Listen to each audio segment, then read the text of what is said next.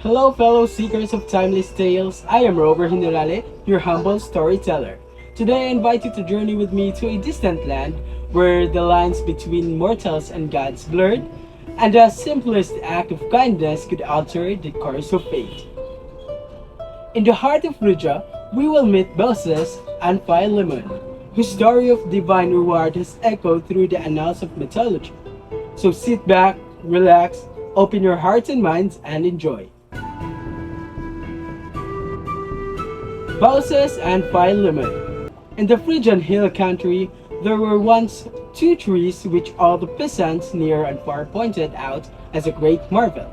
And no wonder, for one was an oak and the other one was a linden, yet they grew from the same trunk. The story of how this came about is proof of the immeasurable power of gods and also of the way they reward the humble and the pious. Sometimes when Jupiter was tired of eating ambrosia and drinking nectar up in Olympus, and even a little wearied of listening to Apollo's lyre and watching the Graces dance, he would come down to earth, disguise himself as a mortal, and go looking for adventures. His favorite companion on these tours was Mercury, the most entertaining of all the gods, the shrewdest and the most resourceful one. On this particular trip, Jupiter had determined to find out how hospitable the people of Phrygia were. Hospitality was, of course, very important to him since all guests, all who seek shelter in a strange land, were under his special protection. The two gods accordingly took on the appearance of poor wayfarers and wandered through the land, knocking at each lowly hut or great house they came to and asking for food and place to rest in. Not one would admit them. Every time they were dismissed insolently and the door barred against them.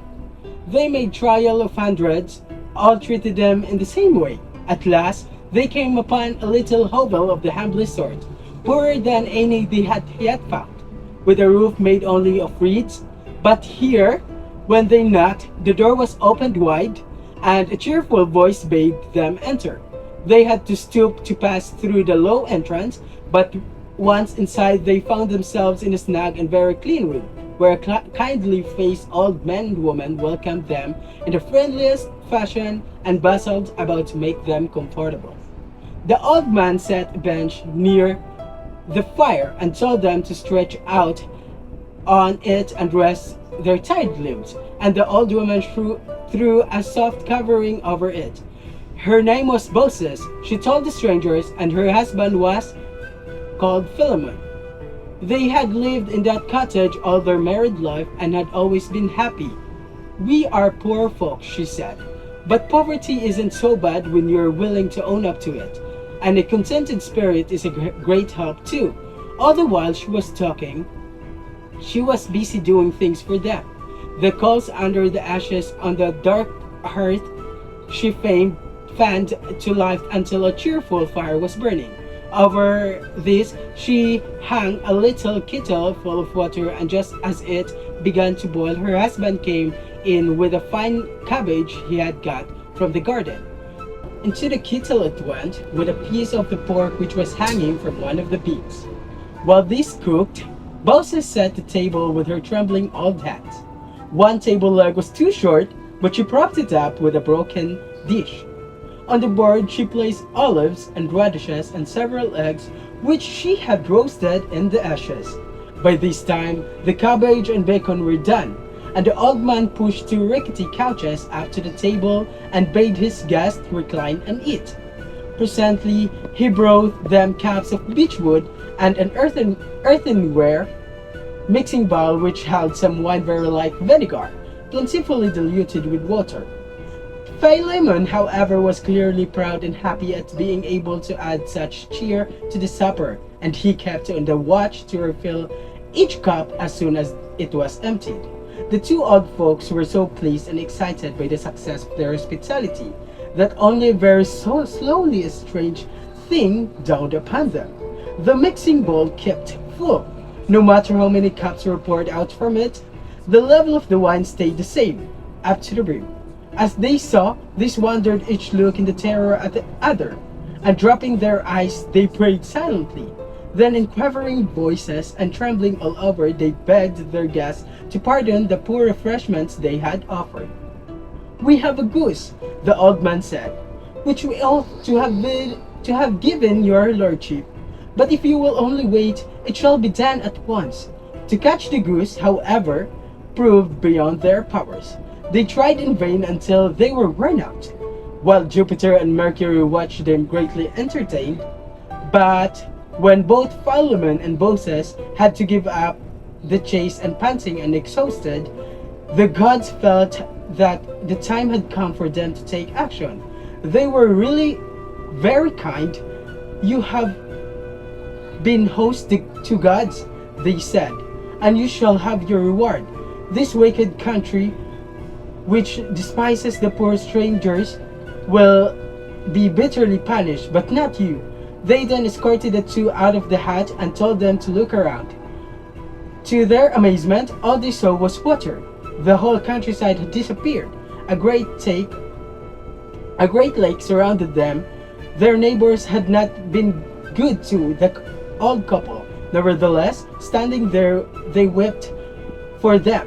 But of a sudden, their tears were dried by an overwhelming wonder.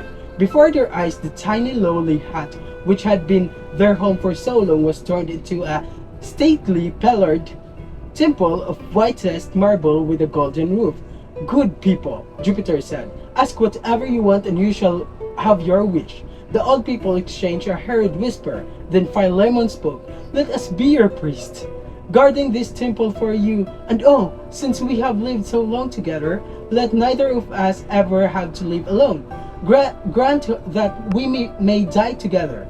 The god assented, well pleased. The two, a long time they served in that grand building, and the story does not say whether they ever missed their little cozy room with its cheerful hearth. But one day, standing before the marble and golden magnificence, they fell to talking about the former life, which had been so hard and yet so happy. By now, both were in extreme old age. Suddenly, as they exchanged memories, each saw the other putting forth leaves. Then bark was growing around them. They had time only to cry, "Farewell, dear companion."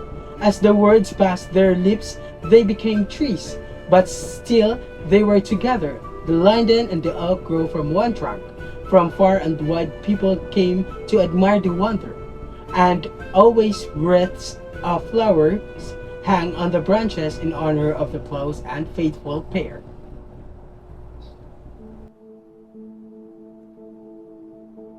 Endymion.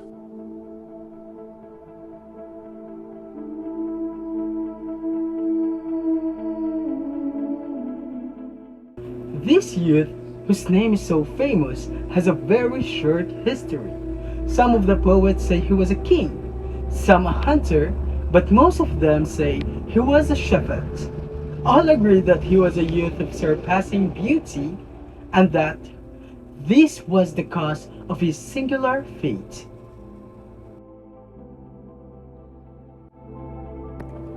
Endymion the shepherd, as his flock he guarded. She, the moon Selene, saw him, loved him, sought him, coming down from heaven to the glade on Latmus, kissed him, lay beside him. Blessed is his fortune, evermore he slumbers, tossing not turning. Endymion the shepherd. He never walked to see the shining silvery form bending over him. In all the stories about him, he sleeps forever, immortal but never conscious. Wondrously beautiful, he lies in the mountainside, motionless and remote as if in death, but warm and living, and night after night, the moon visits him and covers him with her kisses. It is said that this magic slumber was her doing. She lulled him to sleep so that she might always find him and caress him as she pleased. But it is said too that her passion brings her only a burden of pain, fraught with many sighs.